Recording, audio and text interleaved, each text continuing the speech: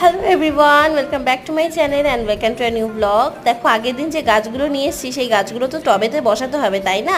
তার জন্য দেখো সব কিছু আমি প্রিপারেশন করছি। তবে এই যে কাজটা করছি সেই কাজটা কিন্তু একটা পার্টে দেখবে না, আরও একটা পার্টে তোমাদের দেখাবো, কারণ একটা ভিডিওতে কিন্তু সব কিছু শেয়ার করা সম্ভব না। যাই হোক, আমি টবগুলো নিয়ে নিয়েছি আর টবগুলো নিয়ে কিন্তু নিচেই বসে পড়েছি, কেন কি ছাদে প্রচুর রোদ। এই রোদে ছাদে বসে এতটা কাজ করা সম্ভব না। তা টবে প্রথমে কিন্তু পাথর দিয়ে নিতে হয়। প্রথমে পাথর দেওয়ার পরে মাটি দিয়ে নিচ্ছি, তারপরে দেখো কামিনী গাছটা বসিয়ে দিয়েছি।